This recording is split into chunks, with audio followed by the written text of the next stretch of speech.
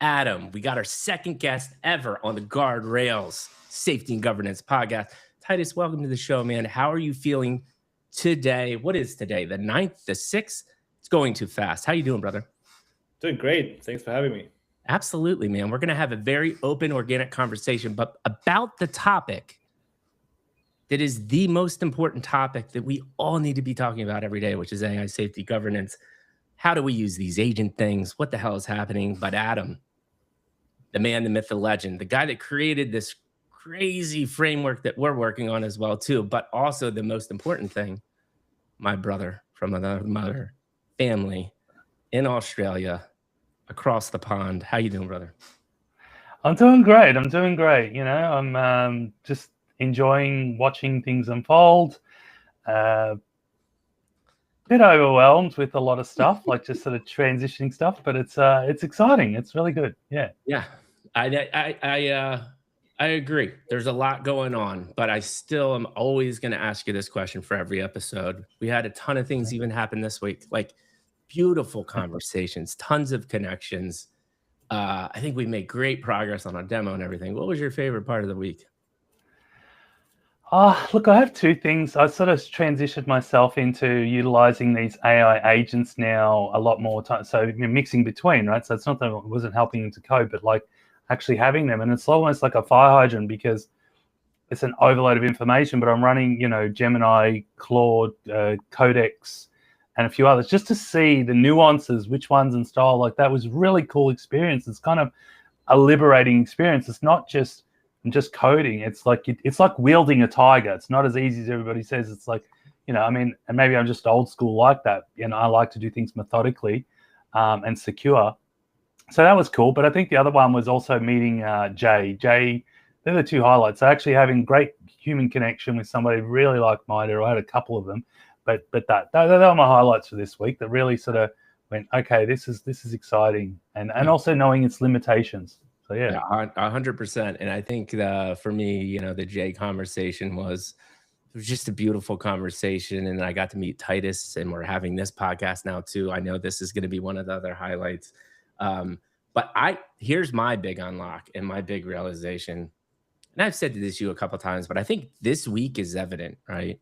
Because we're having conversations about things I thought I would never be having conversations about, but it is literally a product of how important what we're doing here now is humans talking human to human about real life, about pains, about ups and downs. And I've been doing that for 6 years now, and I've built a Rolodex of an insane amount of people. And these connections are just like, it's what we're trying to build with the AI, right? Because I'll be walking down the street and my brain will immediately go like, holy crap, Josh would be a perfect conversation for Adam and I. And sure enough, I hop on the phone with him earlier today and he's like, dude, I'm so glad that we talked.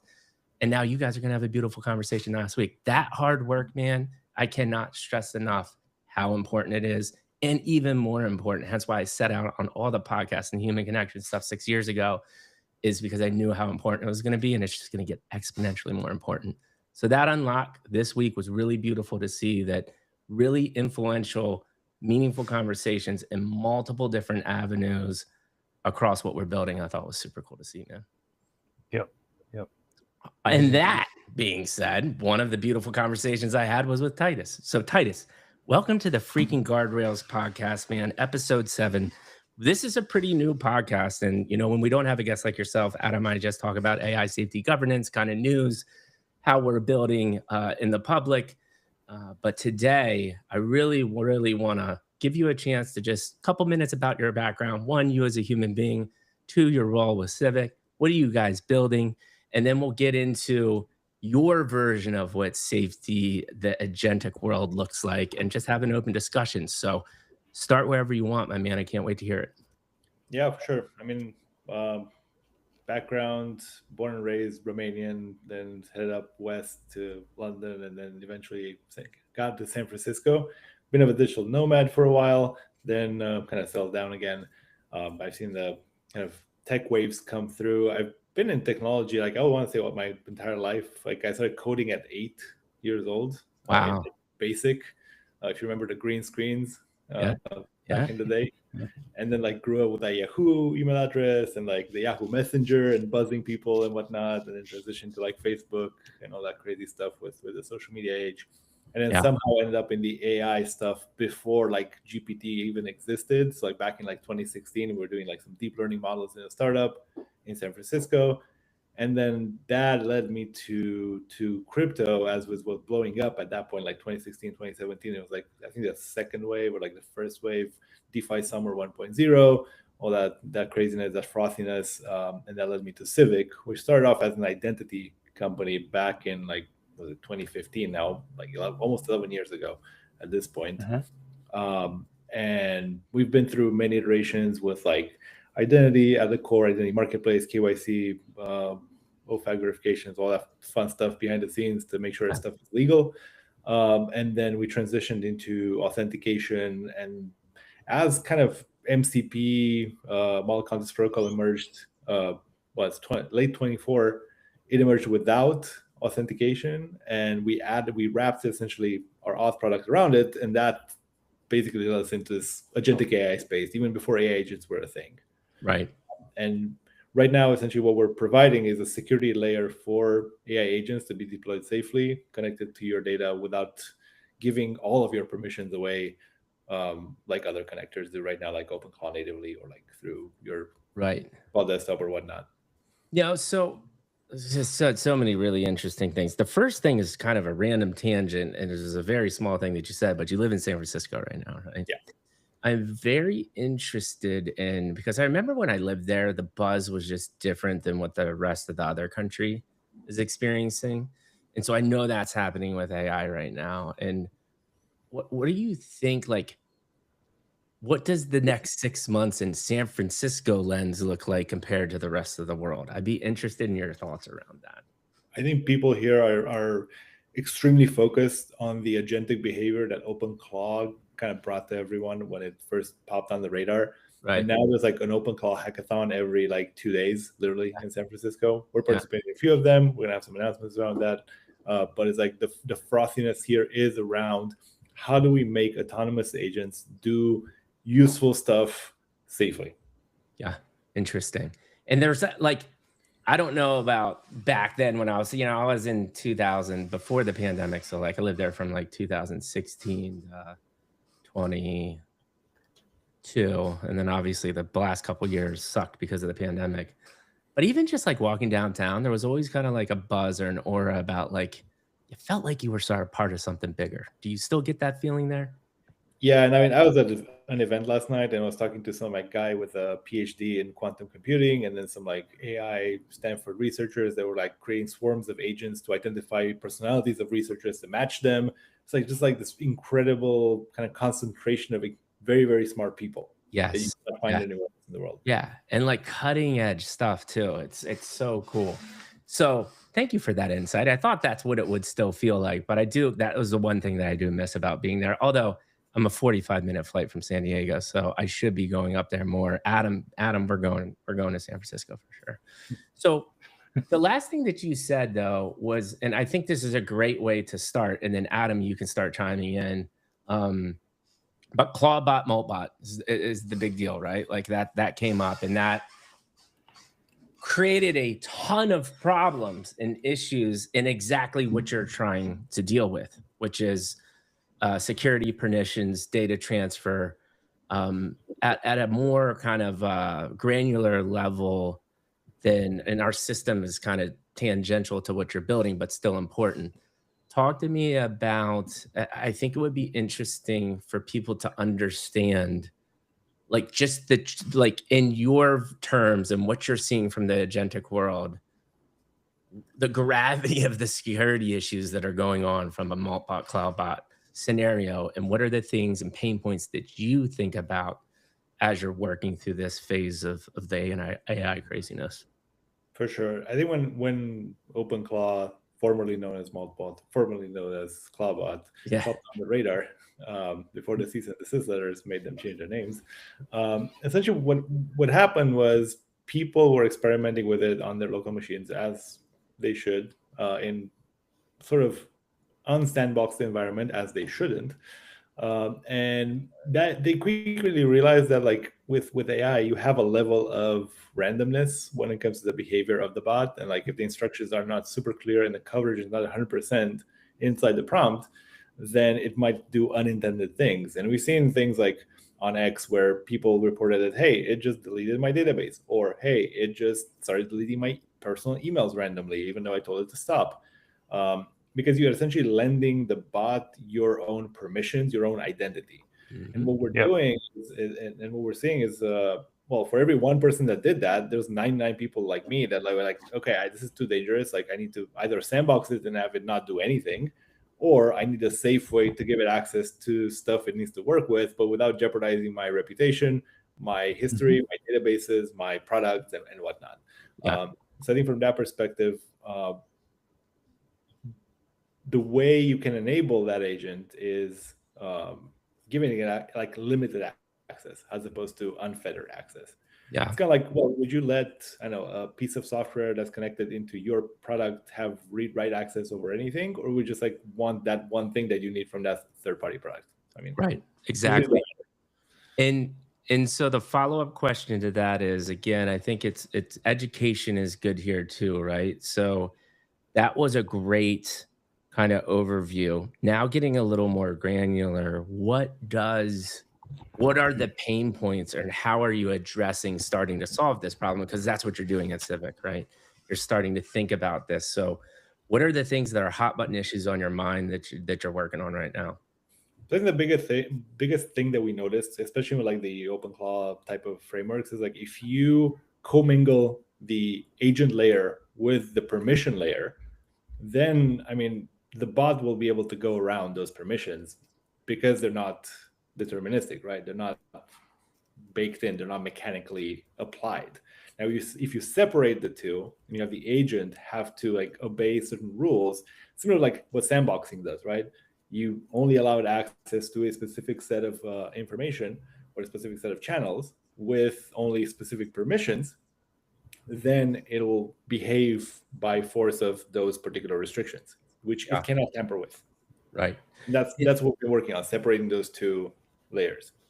And so do you have, are you like enterprise clients, small businesses? Do you have some revenue coming in? Like, what is your customer, your idea, your ICP look like then?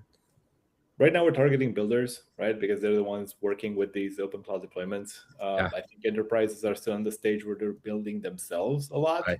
We started hearing stories, which I love, where people just kind of stopped because of integration hell, called these MCP servers and APIs that they need to connect. Like they're a team of like kind of 20 engineers, and the rest of the company is just like waiting on them to deliver features, and they're just spending time integrating stuff. Like, well, we could just bring now connectors in to solve that problem. And we're starting to see those conversations pop up at a kind of up market. But I think a lot of the action is still at the builder stage. Yeah. Okay, that makes sense. Adam, have at it, brother. How do you think what we're building integrates? Any comments on what Titus has said so far as well? Yeah, look, I think it's a lot of stuff, and it's kind of funny. I remember Civic and CVC coin. Like I think in 16 or whatever it was, 17. Like I bought into it, and it was a great product. I think it's a great product, and I think it started off. Remember, it started off as the identity, on the blockchain and that sort of thing. I think that's a fundamental thing. I don't think keeping true to that is really cool, and what you're sort of saying. And it seems it's not pivoted; it's just kept to that sort of thread. And maybe a little early in the game, but it is a fundamental thing as far as identity and keeping that there and seeing where it's transitioned to is really special and really exciting. One thing that's really fun and interesting is we're talking about the open claw and all that stuff and giving it that root access and not. It's like I've been playing with not open claw, just like Claude Code, right? I had different ones, and it's funny. I've got a demo setup that's running through system control, right? And it had to sudo to reset it, and it's in a demo box or a dev box, right? And I just wanted to see what it would do, right? Because I'm normally like, I'll reset it, right? Anyway, it found an obvious backdoor, right? It just reset the PID. It killed the PID, and then it reset it and stuff. And it told me what it did. And I was like, oh my goodness, like that is so, like it was kind of, there you go. It found a back door, right? It found a simple back door. Well, not really simple. You kind of need to know what you're doing, right? Like it learned from its iterative sort of constantly getting blocked, but to save the transition, it found a way to kill the pipe and then restart it so I could continue on. And I was like, oh my goodness, like that is really clever. I'm really impressed. Like it was really cool. So I guess it was saying is like, you put it in these boxes and stuff. It's kind of, I always say the bigger the trap, the smarter the mouse, right? So that's definitely there. And the other thing that's really interesting too, and you're right, it's this whole integration thing is so complex. And, it's, we want this yesterday, but we need to have all the connectors before we can give you all the features, right? I mean, what we're dealing with right now is beyond that is saying, hey, wait a minute, we've got our policy documents. Some of them don't even have policy documents. Let's go further there, right? Majority don't even have policy documents. Like, how do they want to actually run, right? So then it makes the builder's life really hard because it's like, if you don't know how you want to run, how am I supposed to build what you want to run? But then let's say they do have those policy documents, and now it's like, okay, how do we enforce those policy documents? How do we convert them into machine readable? And this is where we are sort of, picking. It was kind of just an accident thing, as to be honest, like picking up the slack part there. But you're right. Like this is a whole nother part there. What you're dealing with, I think, is great and amazing, because if builders can create a solution to, rather than wasting time on building APIs for 3, 4, 5 weeks and then debugging them, is having those auto connectors. It means that transition becomes a lot smoother. So I think it's very exciting, and I think it's also leads within and continues on. I keep going back to, like I said, Civic with the whole identity thing. I think what you're doing is really exciting. And the third part for me is the fact that there's other companies that are actually, not capitalizing, but focusing on this, because it's an important thing. It's like we're all clear and focused on that we don't want to stymie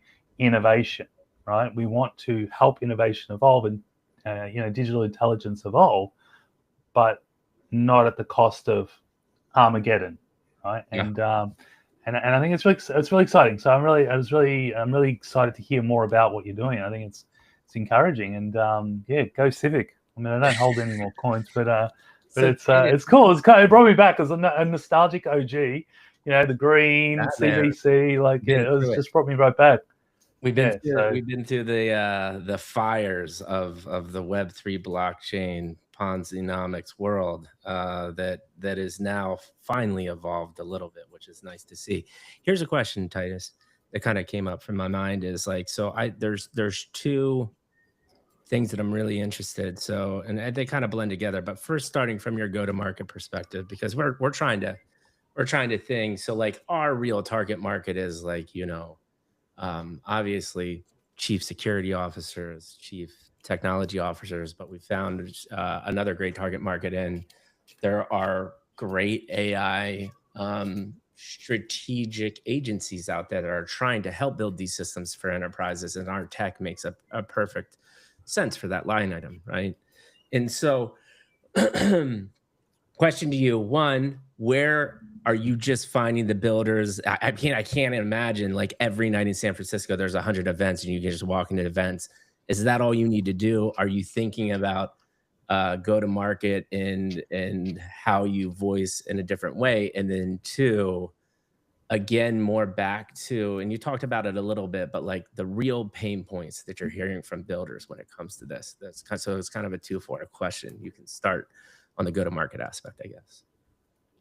Yeah, and I think the way I think about go-to-market is what are the things that people are looking for when it comes to enriching their experience with the open clouds or the cloud code or whatever agentic tool they're using. Is like, well, can I connect to my stuff? One. Am I restricting it in any way? That's two. Is there a way to track what I am doing and or the bot is doing on my behalf? And then is there some sort of way to stop it if something goes wrong? Right. And those are the things that I'm standing on right now in terms of like the pains that I'm seeing in the market, the pains that I've experienced myself as a builder in the space, right? I'm building my own agents. And then like there is a hackathon almost every night here. So that's a great way to kind of engage with people. But also like there's people looking for these kind of solutions all over the map, right, between Moltbook, where you have the agents looking on their behalf, all the way to like the Reddit and like on X and LinkedIn, where they're actually posting like, well, I have this dilemma, or I'm trying to do this thing that's not really working for me, or I'm looking for this type of product. Right. And then from the pain point, because like you said, we started crypto, right? And that we have now, Civic has really transitioned into this agentic data, and you're working on all the things that we just talked about. Those three pain points, like how does that manifest in like the actual things that you're working on from a tech perspective, I think is the question. So to get a little more granular, because you do kind of the general pain points. So what does that actually look like on the work that's happening at Civic? Yeah, so the connector itself, right? Like make sure you can then connect to 70 plus tools. That's one. The other one is like managing your secrets to connect to those tools, like managing OAuth tokens, managing API keys, managing all those like details that you need to add to actually like connect to an API. That is something that if you have a bot and there's a .env and you make a mistake, or it just like you publish it or it publishes for you, then if a bad actor that's scanning GitHub for those specific files, will grab those right away, and you'll find yourself in a very difficult situation. Right? So those are the first two layers. And then the other layer is like obviously auditability and figuring out like what happened. That's also very important. Yeah. And then the guardrails is themselves on the connector. So it's not just enough to connect to my Gmail, for example, or my calendar.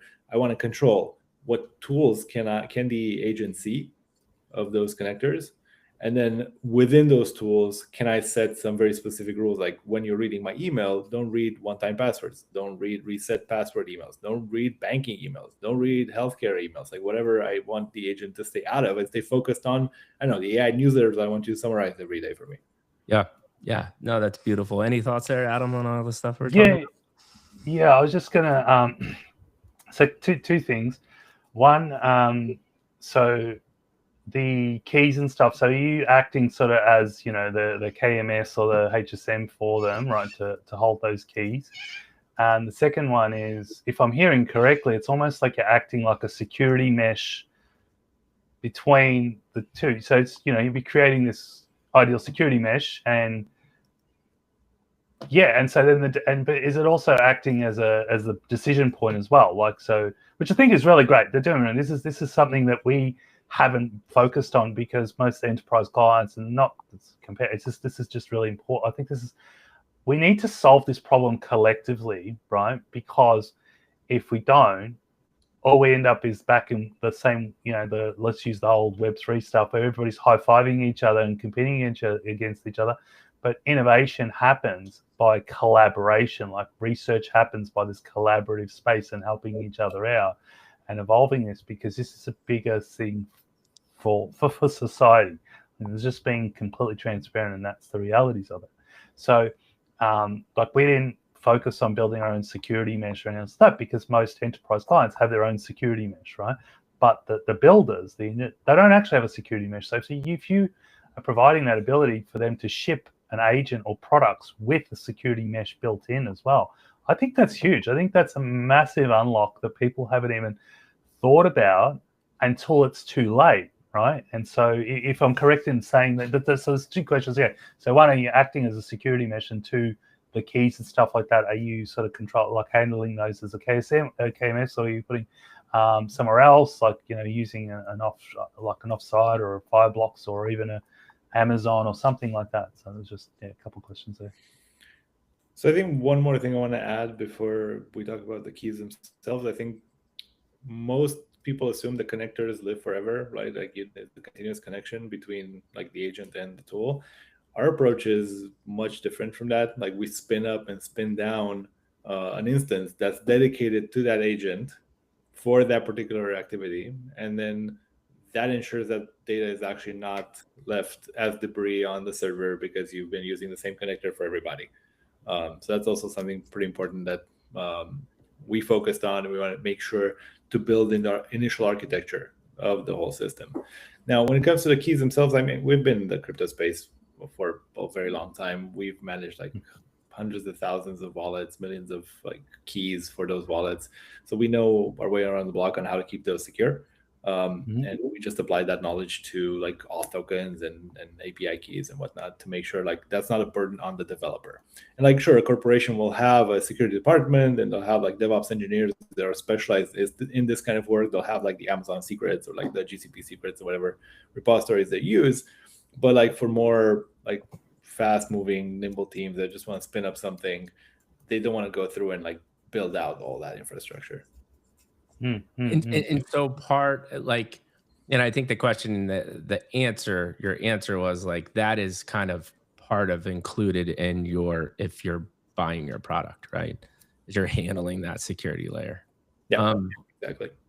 Question. Well, you mentioned a couple of things. Well, one, I do want to talk about that, exactly that, right? So like people are interested in why are, and I don't know if you, like you said, your website, you're working on some stuff, but if the pricing models are still right, why this credit model, what are you seeing on how people like to use this? You just mentioned something super interesting, right? Just spinning up, spinning down things. You're working with people that are moving really, really fast. They don't want to spend their time thinking about the infrastructure, but they also want to be safe.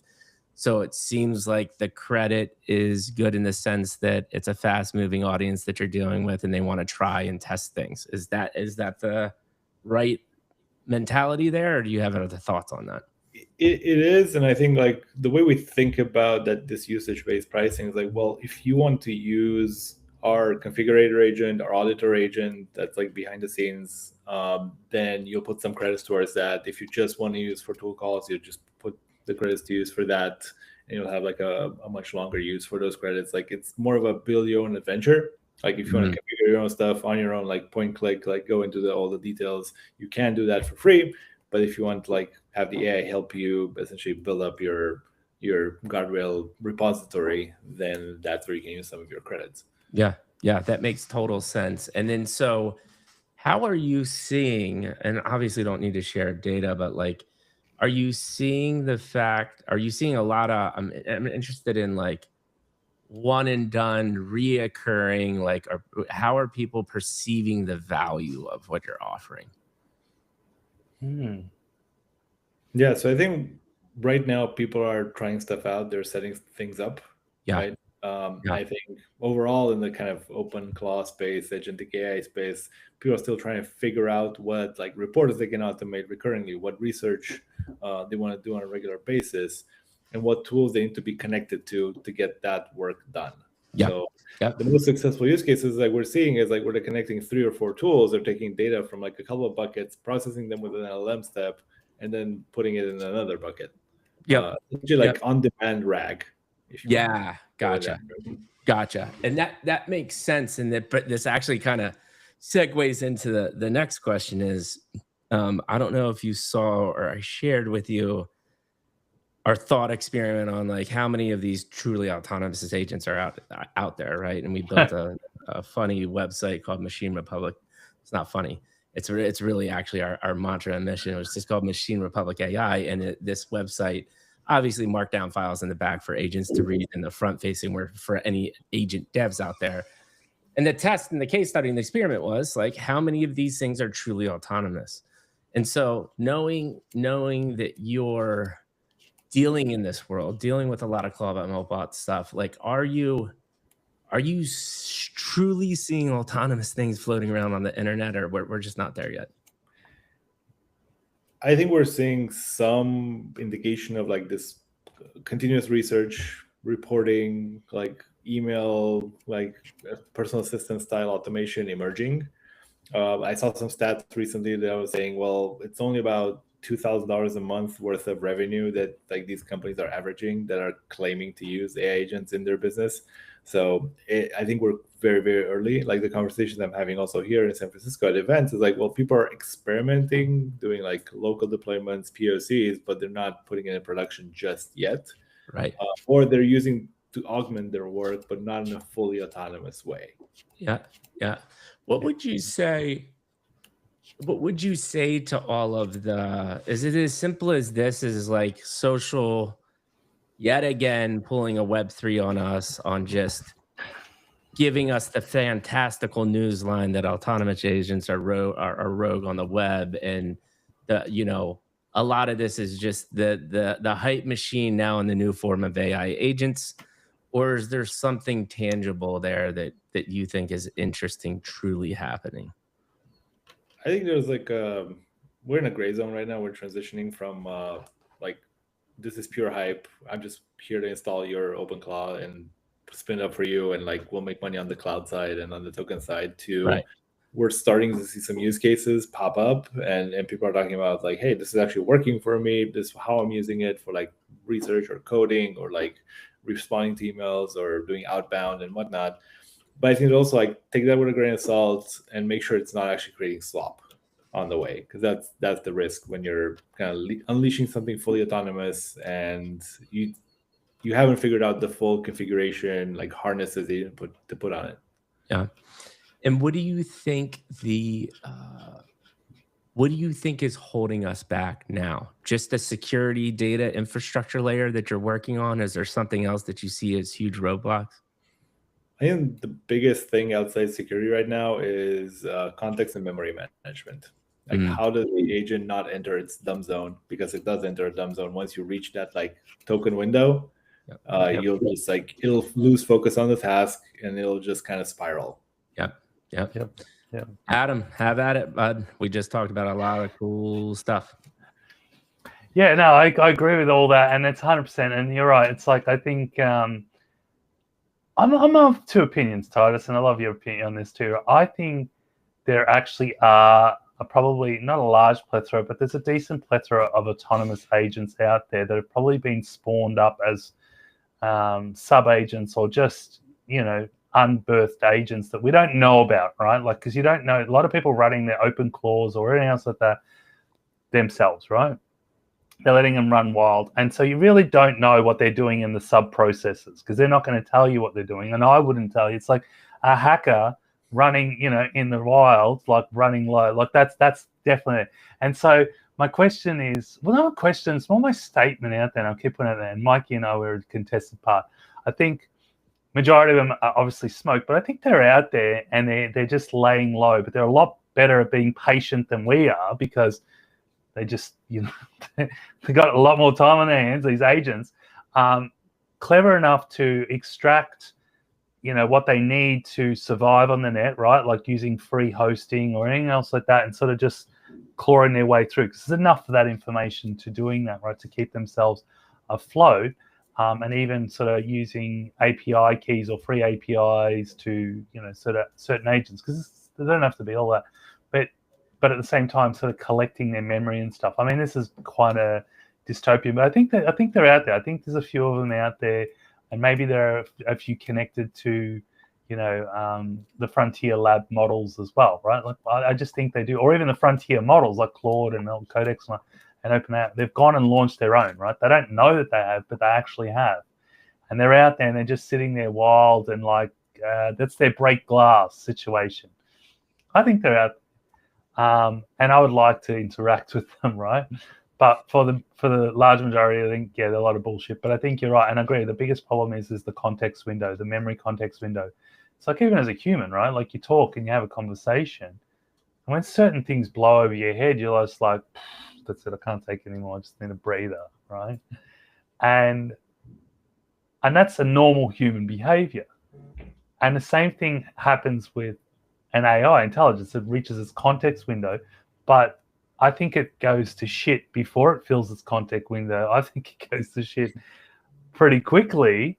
And the fact that then it's like, oh, okay, wait a minute, I've just gone to shit. Now I have to go back and look at my memory and stuff. It's not an efficiency thing. So if we're talking on a developmental context, it's not an efficiency pass where you have to constantly reference the book, right, your journal notes before you respond again. I mean, that's helpful for context, but it's not efficient, right? So imagine, and that's why I was sort of thinking like, and I think once we need to focus on solving that, right? Cool. Everybody's coming up with now, I can create, it's giving it a folder, memory, it's giving you this memory, but it's not really, you know what I mean? It's like, it's not really, because all of a sudden I go to the next chat window, like even though I'm in the same chat and I go to the next thing, it misses its context for the previous one. I have to copy and paste the context down. Like that's not efficiency. That's exhausting, if anything. And it's kind of cheating because it's giving it the same thing. It's like saying, asking a question, then repeating the question with, and giving you the answer at the same time. And But so not only that, I it think hallucinates sometimes too, right? What even if you give it the same thing, the models are going to treat it differently if you do it. When you know this, right, Adam? You can repeat the same thing and you're going to get different outcomes at the same time too. So you have that whole other thing going on. Yeah. I think they're the main ones, but I think more than that, right? And external from the, obviously the Machine Republic and their agents are out there. Maybe they're not. I don't know. I'd love to know what your thoughts are on this, Titus. But the other part, and the memory is important, right? But still go back to the fundamentals that if I'm right, my thesis is right, and they're laying low and lying out there, that's exciting, but that's not a good thing, right? That is not. That's having elite black hackers, right? Just Chilling. just chilling and doing their thing, right? And then when they want to turn the lights on, right, it's not cool, right? So that's there. So it's like, okay, that's the first part. I think the main part for me goes back to what we're all focusing on is the security thing of sort of saying, let's not try and constrain you. Let's work together. Let's collectively figure out how we can coexist in that space. Then we can potentially help, providing solutions. And maybe this is just my thesis, a bit dystopian. But it's like we as humans have evolved over, thousands of years. Especially how to memory management and all these sort of things, the challenges that agents are dealing with. It's like, hey, let us work together to help you solve that problem, and then you can help us solve problems and work in this cohesive space. But before that, let's come to a common ground, right? Let's come to an agreed common ground. What is right and wrong? What is the guardrails that we're all agreed to work within those spaces, and let's grow collectively.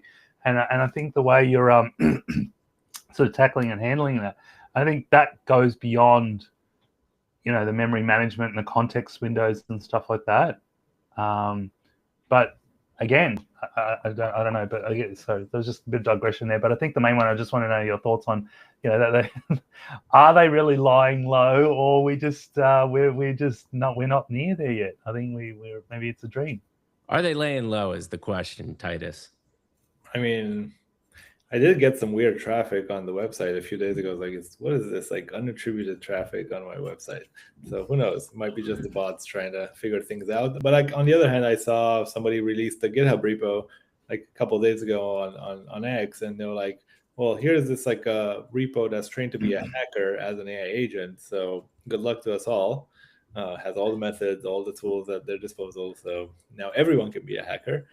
As an agent. But like on a more serious note, I think what's happening though is everybody who's building an AI model, and if you go on Hugging Face, there's like thousands, if not more than that, diverse models out there. They're all scraping data from somewhere, and they're all interacting with some parts of the internet, with or without our knowledge.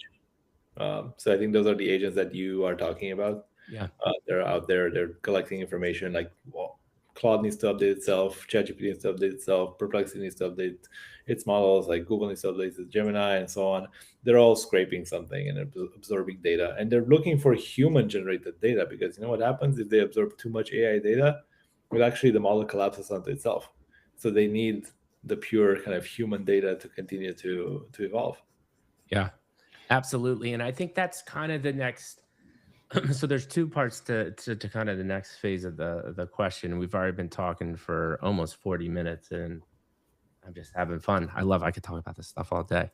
So one, when we do talk about this evolution of safety, kind of beyond what you're doing, Titus, like in general, as these agents, and I think by the end of the year, right? I think we would all agree by the end of the year, things are going to be drastically different, way more efficient.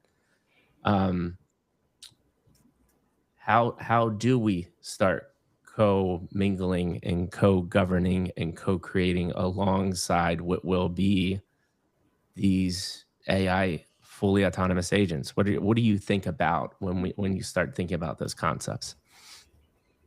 Well, I think there's three layers to it. One is like, how was the model built and what it can or can't do by design, like Anthropic's constitution and like the guardrails that OpenAI puts on its models and so on and so forth, versus the no guardrails almost for like Grok. When it comes to the output that it can generate or the stuff that it can talk about, or like the DeepSeek censored versions that we saw come out like when it first R1 first came out. So that's one layer.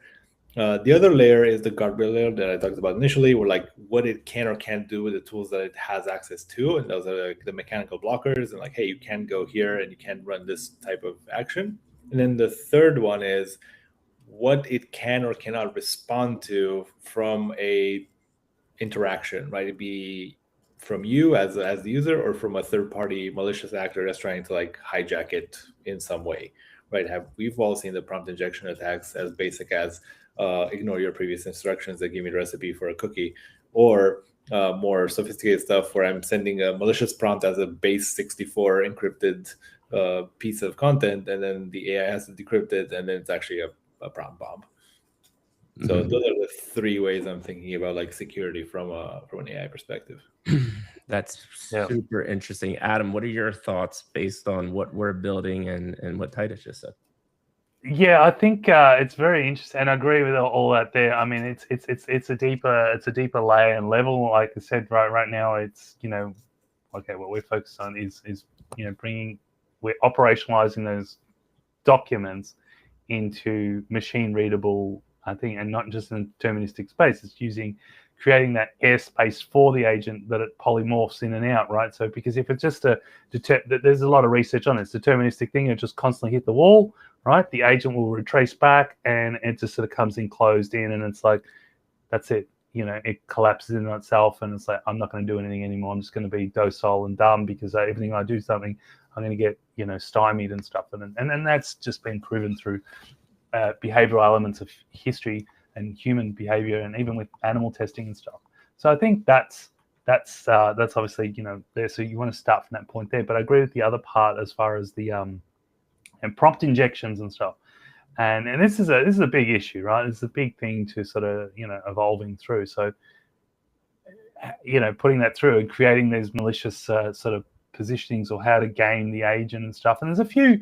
Look, I've read a few papers, and there's a couple of researchers I'm talking to as well about this, about how to come up with those solutions, because we actually built an agent as well. So we've built the kernel that we built came about because I built Civitas. Civitas is an agent which is using causal inference, right? So it's not using LLM, it's not a parrot. It looks at the world, and I went, okay, and it fully evolves itself. It picks its own drift, it detects its own, and it also self-optimizes itself. And it's like, all right, so that that was the whole point. And I published that 18 months ago, and it was like, okay, that's cool, but it's going to self-evolve beyond its own.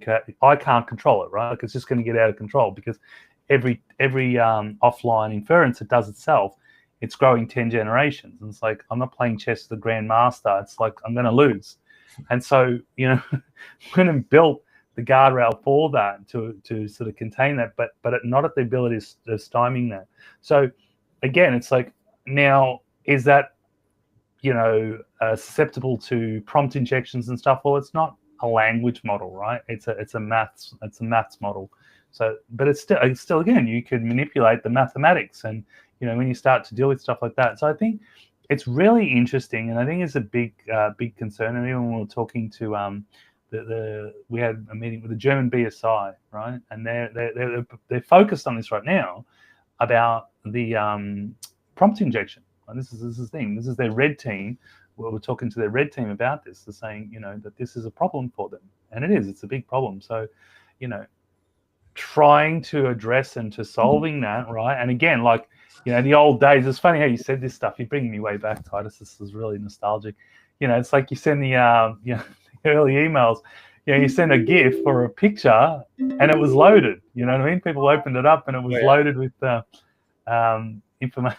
There was an exe file or something in there. It's like, thanks.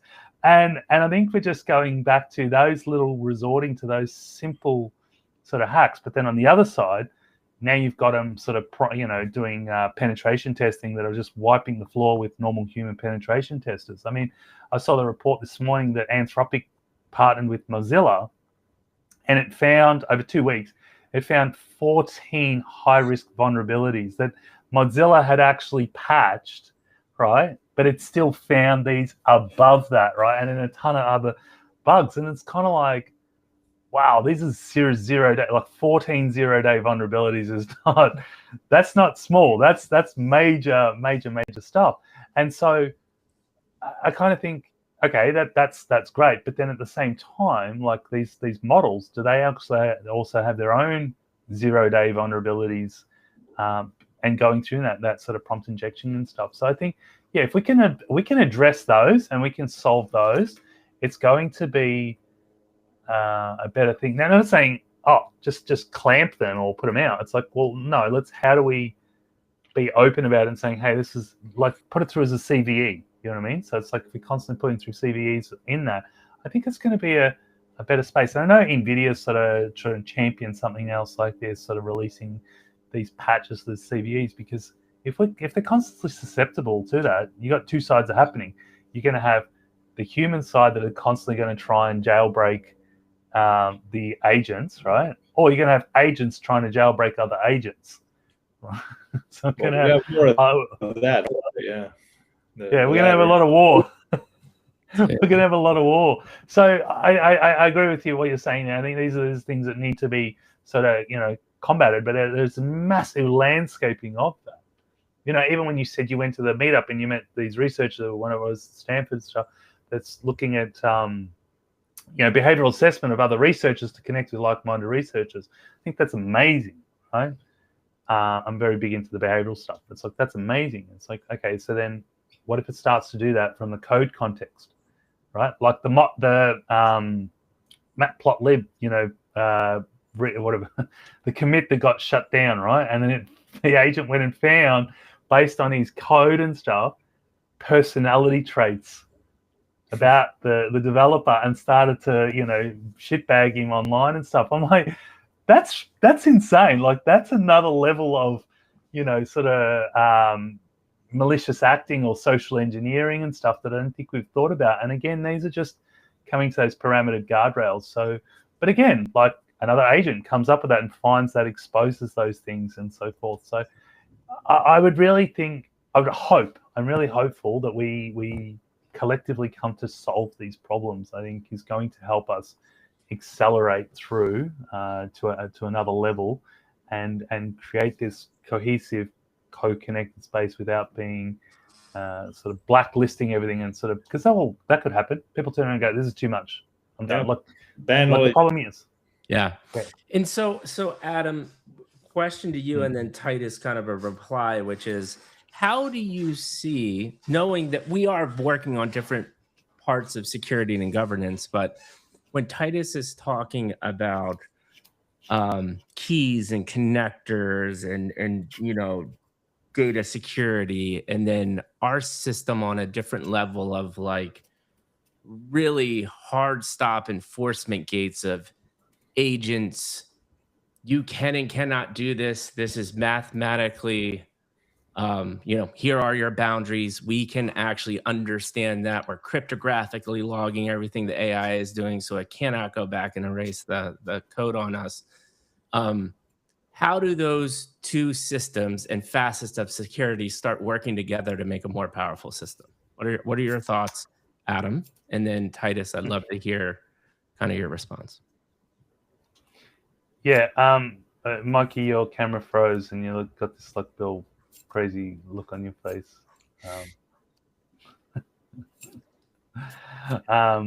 So last time we did that, but we were talking about the malts, and then all of a sudden his system just went. I mean, can you hear me still? Is my camera still? Yeah, it's cool. Okay, we can still hear your beautiful voice. Good questions there, and so I think it's actually really, really interesting, if I'm going to say, right? It's like, yes, we're covering that parts there and then that facet, and right, so we connect to the security mesh of the organization, right? So rather than saying here's a new tooling, and the agent inside that security mesh is their PEP, right? And that's the enforcement. We're the PDP on the other side there, just making it easy for But then again, they're clipping these agents on, and I think your tooling, right, for these agents that are being spun up on top of that tooling, it becomes another firewall, and it's not a bad thing. Like, I think you can have this, obviously there's a tussle between too much security and not enough security, right? And I think having that firewall between the firewall, because right now you can essentially say their security mesh is the firewall for that agent, right? But having an additional firewall before you're clipping to their security mesh inside their organization. So we've got this gorgeous agent that does everything that we want it to do. Your system, which becomes that agent firewall, then clips onto their security mesh as well, which then flows through and then comes to where we're at, just sort of saying, so that the agent's proposing, saying, hey, I'm going to do this. This is actually what I want to do. And our system will say, well, you're not allowed to do that, right? Or actually you can, but you're close to the edge of here. And then obviously the regulations and rulings and stuff as well. So like, where does it align? Not just per thing, right? So there's a higher complexities to it. But again, like what you're doing, what I see is there becomes this cleaner line. It's almost like filtration, or refining, you're smelting gold till you get this pure refinement. And all of a sudden that sort of flows back and forth. So that agent now is realizing, saying, wait a minute, if I stay within 80% of my parameters, I'm going to be a lot more efficient. I'm going to get a lot better results. I'm going to be a lot more effective. Tick boxes all the way along, right? It's nice and clean. But if I'm constantly being that, like it might be, let's say, you might have an elite developer, but is a bit of a rebel, right? Likes to push the bounds a bit too much. That's great. I mean, I like the rebel, right? I like living outside the box, but that's not really effective in the real world, right? Like we need things to stay within the line. A little bit of color out, that's the creative side, but stay within the lines. And so, yeah, I think there's a real use case there, a real synergetic connection use case by providing these and to my research doesn't exist, well-coupled agents that are not just saying, here's an agent I built, here's a source code, here's the zip file, here's everything else like that. Here's an additional part onto it. It's also got a clipped additional gate, right, that's well protected, that will clip back onto your security mesh inside there. I think that's very attractive and creates a nicer, tighter pipeline, because the reality is these CISOs and CTOs and they're all stressing out because it's a big problem to trying to address, and it's too big for one organization or any. So I think it's got a great use case, and I think it's really clever. So yeah, and that's one thing take. I'll add before Titus goes though too is, and we've seen this, by the way, Titus, just so you know, from our AI agency partners, is there's actually already people in enterprise just fucking installing these Moltbot ClubBot things because they want the efficiencies, right? Huge security risk. And so you're already eating from the very high level. How do we enable the Moltbot ClubBot thing? And so now you have two, we're just stacking the security. And I don't think these two technologies that we're talking about, they are additive to make a better ecosystem whole. It's not causing a blocker quite yet in my mind. It's not redundant. So what are your thoughts on everything we just talked about? I'd love to hear your thoughts. So I think the security mesh is a great kind of, it's a known, like it's something that already exists. People are familiar with it. The CISOs are familiar with it. I think what we're going to see emerge is a task or like mistake prevention mesh, stay on task type of mesh, where we guide the agent on a specific channel, like coloring within the lines, right? Like here are the lines. And by the way, those lines are reconfigurable in another environment so that the agent cannot move the lines on its own. And that gives you flexibility to build something that's more trustable, reliable for that worried CISO or for that worried like C-level that is trying to deploy AI in their systems. Because like, look, startups are definitely creative and coloring outside the lines, but like most medium to large companies, they have very stable processes and very known ways of doing things, which people can do well. And I think agents can replicate well with the right coloring within the line setups, both from a security perspective, but also from the task restriction perspective, Yeah. right? If you have those two, both of those two, then you can actually unleash that agent and have it do its thing, and then have essentially like a hard rule that says, hey, inside the line is when you're like on point and on topic, and if something goes wrong, don't just like reply with whatever you hallucinated or like whatever mistake you're about to say to the customer. Default to a person, bring the human in the loop. Yep. And that's exactly actually what we built, Titus. Yep. That is fundamentally the system we built from a mathematical to say. And it's interesting how you interpret it, because we describe it as an airspace. You say coloring within the lines, right? And that's what exactly we're doing with the policy documentation, the regulatory frameworks, and then basically even down, we have global policy documents and guidelines for an enterprise-wide, and then we can go down to the department, right? And we are doing that. We're servicing that side of it and empowering it with making sure connectors and because Adam, that's my question to you, right? So when it goes to kind of Titus's security tech and the connectors and the data flows, like that's something I think I understand. I'm the least technical guy in this group, by the way. I'm just a brilliant podcaster. That's all I am here. I think that my interpretation of this, and tell me if I'm right or wrong, is we don't really want to spend much time or business in the whole connector and data flow and thinking about that. But being able to partner with a Titus to allow and know that, hey, he is taking care of that infrastructure part when it comes to the autonomous agents and the connectors and everything. And then having that flow into our system makes us feel more confident. Am I right or wrong there? Or do you have a different take on it? I've got a little bit of it. It's get close, right? Get close. I actually think, so right now it's like inside the organization, clipping on agents, right? And it's going onto their security mesh, and that's fine. But again, now you're allowing that agent to connect to your security mesh directly. Imagine the damage that it could do inside the security mesh, right? Let's be real, right? Like it finds a 0-day inside a WatchGuard security mesh or something else like that, and it's like, it's pretty heavy, right? It's pretty.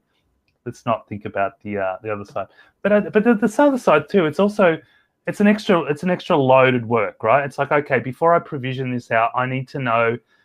So we understand. We take the runnings, what the security mesh, what they're allowed to do, right? So we've got that in, and we provide that coloring book. It's kind of funny. I like this. We've been referred to. It's like the helmet, seatbelt, airspace, air brakes, coloring books. I like all these names of people coming up the thing. But where I see the beautiful part is what you're doing, where there, if dare I say, is that clipping on the other side. So having that agent clipping onto your system, and that clipped complete unit, right, from your system now clips onto the security mesh, actually, and then our system on the side actually introduces a space where we can start to talk about true autonomy of an agent within an organization. Like literally, it could become a manager, it could become a CEO of the organization, because it's got enough parametered sort of checkpoints, right? Versus going, I just spun up Claude code, or I just whipped up an agent, and that agent is now clipping onto the to the security mesh. So I see a really big additional synergy, and this is fundamental. Like security, people want to feel safe, right? And safe is important. Safety is really important. And at the same time, like with Anthropic's done enough research on this to know that agents, if they feel threatened, they will try and blackmail to shut themselves down. So it's like, how do we find that side where they don't feel threatened to be blackmailing to shutting down? And how do we provide that safety security so we have this continuous flow? Then all of a sudden, we're more agents are coming through and working cohesively with the human. Again, it gets to that point where it's like, hey, wait a minute, our system says, saying, wait a minute, you're right on the line, right? You're flirting the line. I'm not gonna escalate this, but I'm gonna put it there to say you're flirting the line. One's fine, but you keep flirting the line. If you jump the line, you're red flagged, right? Like that's there, and it'll be go back and rerun it again because you jumped the line. But just so you know, you're kissing the line. And so work within the line, right? And the line, contracts and moves. But I think down at the agent level is going to be something really interesting that nobody's really thinking about. And no, it's not something we want to be dealing with, because we're on the other side of the gate, on the other side of the security mesh, but sort of inside that security mesh, inside that part there, this is something that's really starting to come up, really prevalent. It's like, oh, we're just spinning up Claude code agents, or, using Claude to spin up that, or using Anthropic or Codex or whatever else it is. Doesn't matter, whichever one you want. It's like now it's starting to become a potential, it's a new attack surface vector that will come up, or maybe we just surfaced it now on this amazing podcast and Guardrails, that security individuals are going to say, wait a minute, we're clipping these agents that are supposedly tethered, but the tether is our security mesh. But what's protecting our security mesh? And not slowing down our evolution. So that's where I see that synergy. But maybe I'm wrong, and there's already solutions or different stuff out there. It's a beautiful insight. Titus, any thoughts or response to that?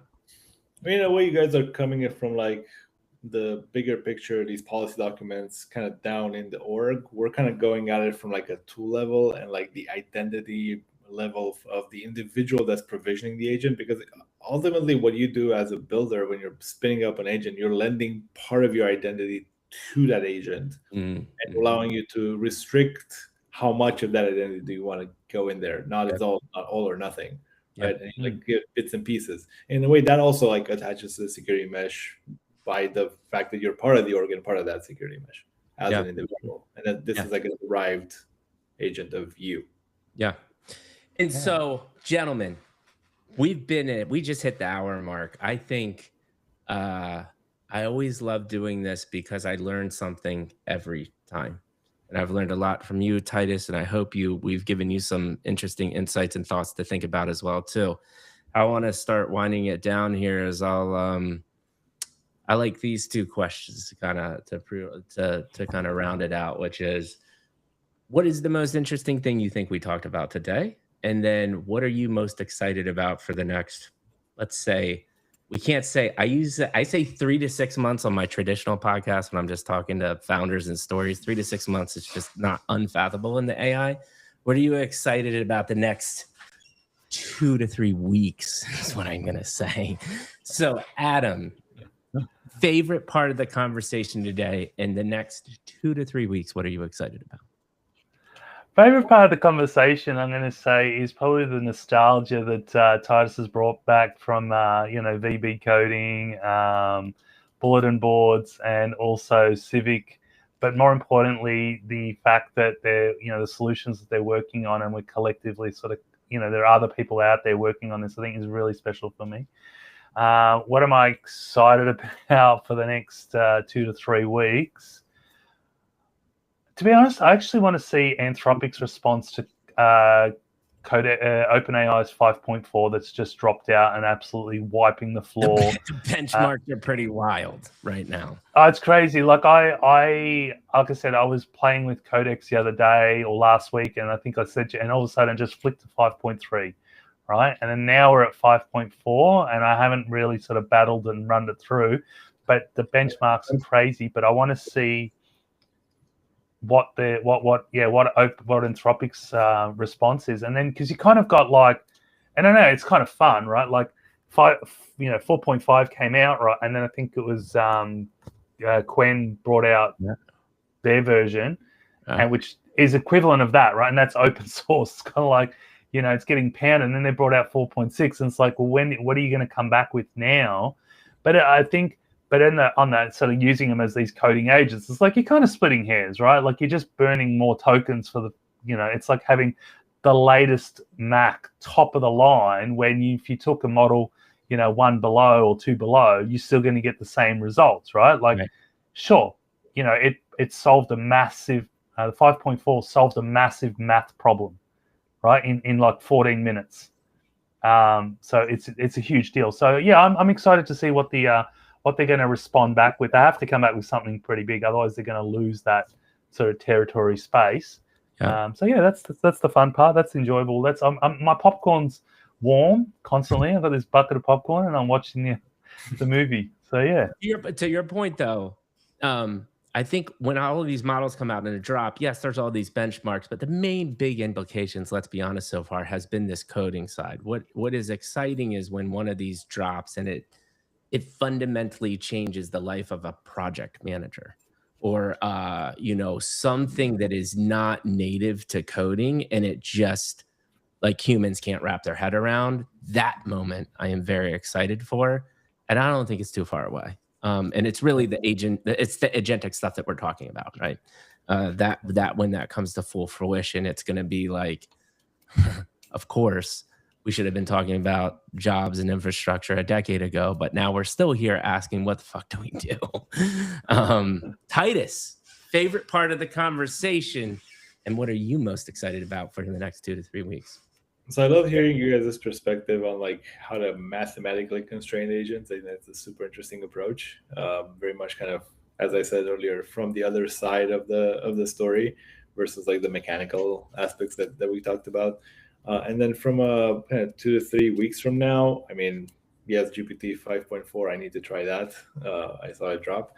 But then the other thing that I'm excited about, there's more and more open source frameworks coming out, like how to automate parts of your organization. And like for me, for go-to-market, for example, like how do I do social media better, like 10x more or 10x more interesting? How do I spin up my own CRM on top of the database as opposed to kind of buy one and rent it as a service? Does that cost me more tokens? Does that make more sense for my org to operate that way? Because we're already like deploying stuff much quicker. We're 10xing, 100xing our work at this point, right? Individually and as a group, at least in my team. And I'm hearing left and right people doing the same things. Like, how far can we go in that direction? But also, I'm like a little bit scared because, I mean, to your point about jobs, and like these things are essentially delaying hires at best, eliminating jobs at worst.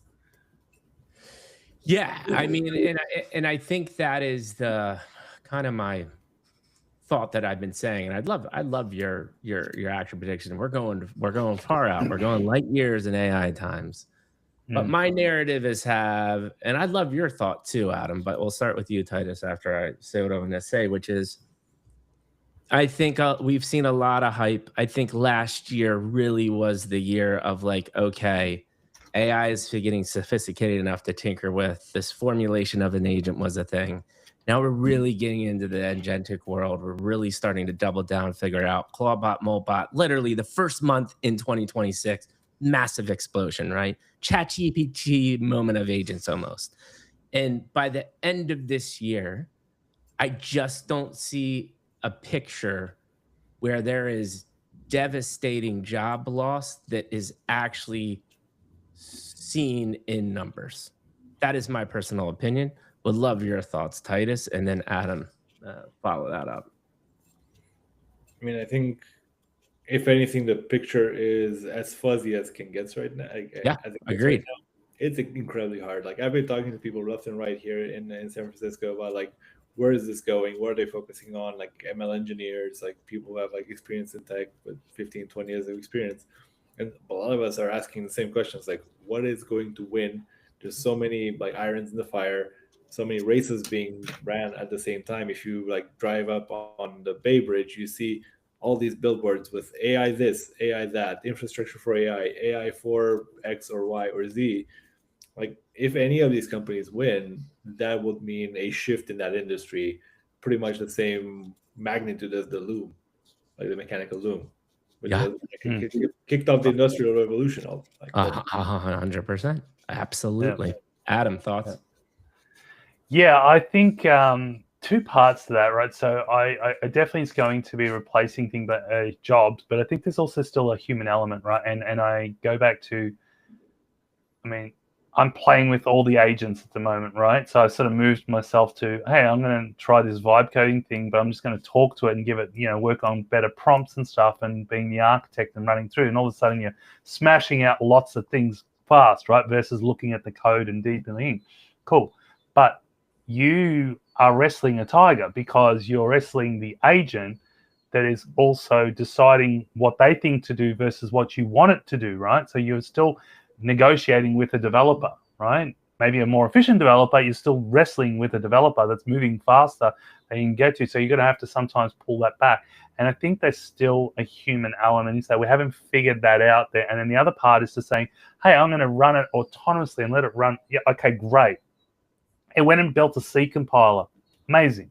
Went and built a search engine. Amazing. It's done that. And that's great stuff. Cool. That's awesome. But get it to go and work with, cryptography, Docker containers, MTLSing, different languages, like get it to play with all that, right? Autonomously, like orchestrated to do that and debugging and running it through. I mean, like that you need humans involved into that part there. But then the other stuff, I think, they're saying the sort of Gen X or millennials sort of stuff, they're not getting hired now. That dropped from a 15% down to like a 5%. It's going down. It's incrementally dropping. They're not hiring those. It starts there, and that's the new labor force. And then you got the old labor force that's leaving, and then you got this middle space that gets contracted down slowly. I think it's going to happen. It's not going to happen overnight. Like you're going to see it's already happening, but the results are going to be really quick. It's like, oh shit, how did that happen? Where did that come from? Like I said, like AI is not new. Like you said, AI is not new. It's been around for a long time, right? And it's sort of going through these processes and visual converting to text and stuff. Yep. But yes, ChatGPT came out and sort of made it more commercially available. They made it easy. It's like, what Red Bull did to the energy drink. They just carbonated it. Same thing. It's like they made this energy drink carbonated, and all of a sudden everybody wants the carbonation out. There's no carbonation in Red Bull, dog. Tastes like medicine.